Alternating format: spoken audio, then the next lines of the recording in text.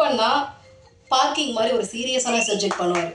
அப்புறம் கட் பண்ணால் ரப்பர் பந்தை வந்து எடுத்துகிட்டு பேட்டிங் பண்ண போகிறேன் அப்படின்னு சொல்லிட்டு போவார். அப்புறம் இந்த பக்கம் வந்தால் டீசல் மாதிரியான சப்ஜெக்ட்ஸும் பண்ணுவார். இப்படி எந்த வரையறைக்குள்ளேயும் உள்ளடக்கப்பட முடியாத ஹீரோக்களில் முக்கியமான ஒருத்தர் ஹரிஷ் கல்யாண். கூடுதலாக எப்பவுமே எவர் ஹேண்ட்ஸமாகவும் சார்மிங்காகவும் பிளஸ்டாகவே இருக்கக்கூடிய ஹரிஷ் கல்யாண் அவர்களை பேச வருமாறு அன்போடு அழைக்கிறேன்.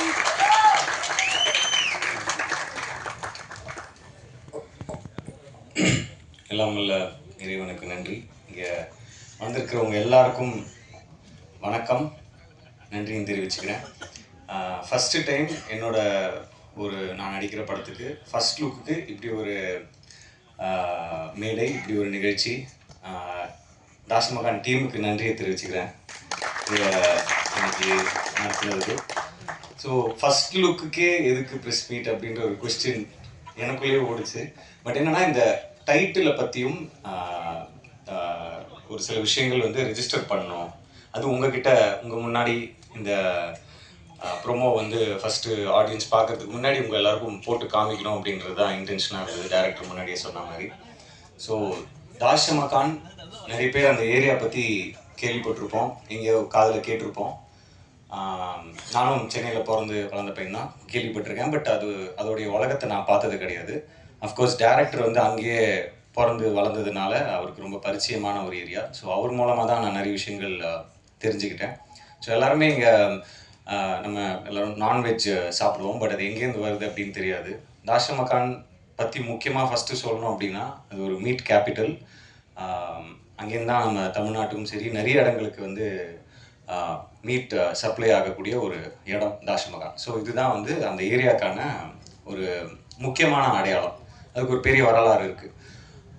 அதுக்கப்புறம் என்னோடய கேரக்டரை பற்றி நான் சொல்லணும். டைரக்டர் சொன்ன மாதிரி நான் ஒரு ரேப்பராக ப்ளே பண்ணுறேன். ஸோ ரேப் கல்ச்சர் எடுத்துக்கிட்டிங்கன்னா, நான் 90s லைக் சின்ன வயசில் இருக்கும்போது எமினம்லேருந்து ஆரம்பிச்சு 50 சென்ட்லேருந்து ஆரம்பிச்சு, அதுக்கப்புறம் இங்கே வந்து ரஹ்மான் சார் வந்து பிளாஸே அவருடைய இதை இன்ட்ரடியூஸ் பண்ணாங்க. அதுக்கப்புறம் அதுக்கு முன்னாடியே கூட இருந்திருக்கு, பட் எனக்கு அதான். ஸோ அதுக்கப்புறம் வந்து பார்த்திங்கன்னா ஹிப்ஹாப் தமிழ் ஆதி ப்ரோ அவர் வந்து ஒரு பெரிய புரட்சி பண்ணார்.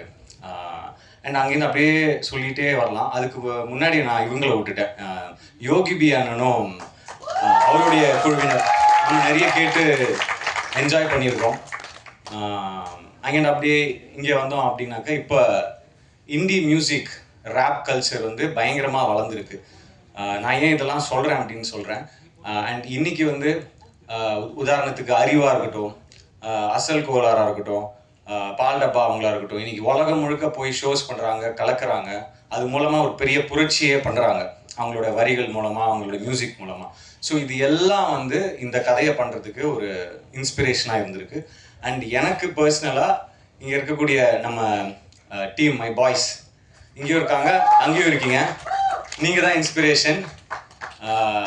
அவங்க கூட கிட்டத்தட்ட ஒரு 1 week 10 days ஒர்க் ஷாப் மாதிரி பண்ணோம். அந்த பாடி லாங்குவேஜ், அந்த அவங்க பேசுகிற ஸ்டைல், அவங்க ரேப் பண்ணுற ஸ்டைல், அவங்களுடைய அந்த கை அந்த மாதிரி மூமெண்ட்ஸ், காலில் மூமெண்ட்ஸ், இந்த மாதிரி எல்லாமே வந்து நம்ம தெரிஞ்சுக்கிட்டு அதை புரிஞ்சுக்கிட்டு தான் அந்த கேரக்டருக்குள்ளே இறங்கி அந்த படத்துக்கு போகணும் அப்படின்றதுனால டைரக்டர் நாங்கள் எல்லாருமே we did workshop. So உங்கள் எல்லாருக்கும் ரொம்ப நன்றியை தெரிவிச்சுக்கிறேன்.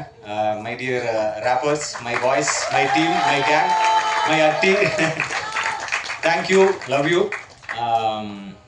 ஸோ என்னன்னா, அவர் சொன்ன மாதிரி இந்த படத்துக்கு வந்து பரிச்சயமான ஒரு ரேப்பரையோ இல்லை அந்த மாதிரி பண்ணியிருக்கலாம். பட் இந்த மாதிரி நிறைய டேலண்ட் இருக்காங்க. ஸோ இந்த டேலண்ட்ஸை முன்னாடி கொண்டு வரணும், அடையாளப்படுத்தணும்னு நினச்சி இவங்க எல்லாரையும் இந்த படத்து மூலமாக நீங்கள் வந்து இந்த இண்டஸ்ட்ரிக்கும் இந்த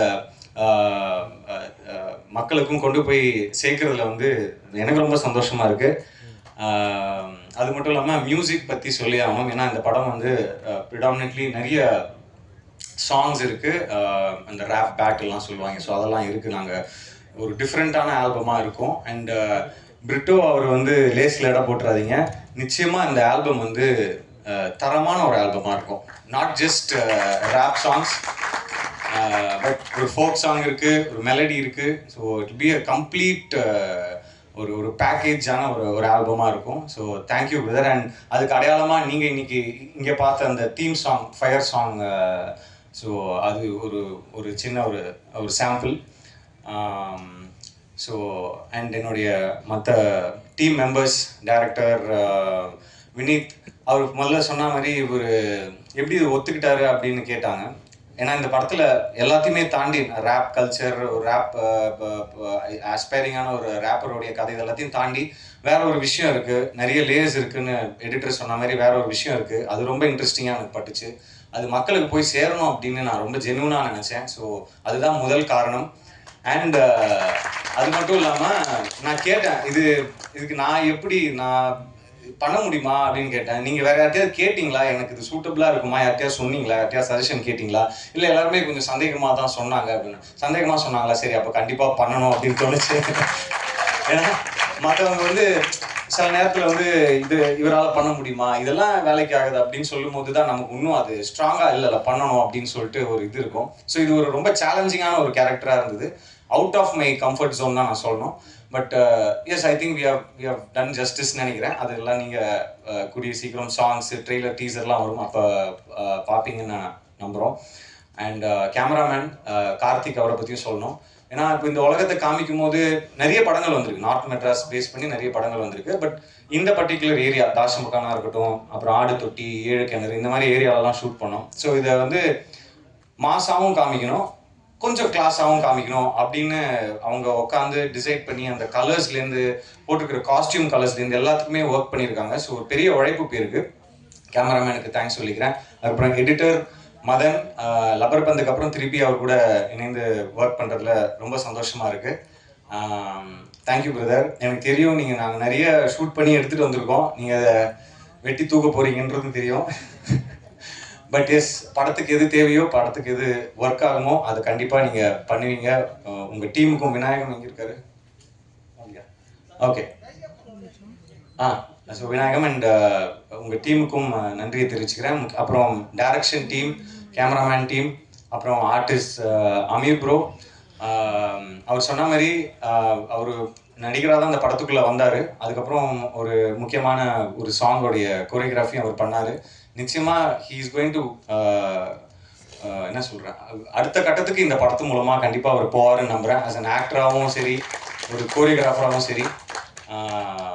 அண்ட் மேகா அவங்க, அதுக்கப்புறம் காஸ்டியூம் டிசைனர், முக்கியமாக ஸ்டண்ட் மாஸ்டர் பிரகாஷ் மாஸ்டர், ரொம்ப பொறுமையாக எனக்கு ரிஹர்சல்ஸ்லாம் கொடுத்து சேஃபாக ஹேண்டில் பண்ணி, இன்னும் நிறைய சீக்வன்சஸ் இருந்தது, அதுக்கு ரொம்ப நன்றி. இப்போ நீங்கள் பார்த்த இந்த ப்ரோமோ கூட பிரகாஷ் மாஸ்டர் தான் ஸ்டண்ட் கொரியோ பண்ணியிருந்தாரு. ஷார்ட்டாக இருந்தாலும் அது ரொம்ப கிறிஸ்பாக அழகாக இப்படி காமிச்சா நல்லா இருக்கும் ஒரு ஆக்டரை, ஒரு ஹீரோவா அப்படின்னு அவருக்கு அந்த ஒரு விஷன் இருந்ததுனால தான் உண்மையாகவே இந்த அளவுக்கு இந்த ப்ரோமோவும் சரி, படத்தில் இருக்கிற ஸ்டன்ஸும் ரொம்ப நல்லா வந்திருக்கு அப்படின்னு தான் சொல்லணும். So thank you master. அப்புறம் கோரியோகிராஃபர்ஸ் அண்ட் நிறைய பேரை பற்றி சொல்லணும், பட் அடுத்தடுத்த மேடைகளில் மற்றவங்கள பற்றி பேசலாம் அப்படின்னு நினைக்கிறேன். அண்ட் முக்கியமாக சத்யராஜ் சார், சுனில் சார், இவங்களை பற்றி கண்டிப்பாக சொல்லணும். அண்ட் அவங்களுடைய கேரக்டர் ரிவீல் வீடியோ எல்லாமே அடுத்து வரதுக்கு இருக்குது. ஸோ அவங்க கூட ஒர்க் பண்ணதில் ரொம்ப சந்தோஷம். சத்யராஜ் சார் மாதிரியான ஒரு லெஜெண்டரி ஆக்டரோட ஒர்க் பண்ணதில் ரொம்ப சந்தோஷம். அதே மாதிரி சுனில் சார் தெலுங்கு இண்டஸ்ட்ரியில் அவர் ஒரு பெரிய ஸ்டார், இப்போ கேரக்டராக, ஆர்டிஸ்டாக, வில்லனாக கலக்கிட்டு இருக்காரு. ஸோ சுனில் சார் கூட நிறைய போர்ஷன்ஸ் இருந்தது எனக்கு. ஸோ அவர் கூட ஒர்க் பண்ணதில் ரொம்ப சந்தோஷம். ஸோ அடுத்தடுத்த கான்டென்ட் கண்டிப்பாக சீக்கிரமாக ரிலீஸ் பண்ணுறதுக்கு பிளான் பண்ணிகிட்ருக்கோம், சாங்ஸ். ஸோ அந்த மாதிரி அதே மாதிரி ப்ரீத்தி, அவங்க இன்னைக்கு வர முடியல, I think she stuck in shoot வேறு படத்துக்கு. ஸோ அவங்க கூட ஒர்க் பண்ணதுலையும், அவங்க இந்த படத்துக்குள்ளே வந்ததுலையும் ரொம்ப சந்தோஷம். ஸோ ரொம்ப நன்றி எல்லாருக்கும். Thank you for coming, thank you for supporting. நீங்கள் கண்டிப்பாக இந்த படத்தையும் எங்கள் எல்லாரையும் சப்போர்ட் பண்ணி இதை ஆடியன்ஸ்கிட்ட கொண்டு போய் அழகாக சேர்ப்பீங்க அப்படின்னு நம்புகிறேன். Love you all. தேங்க்யூ.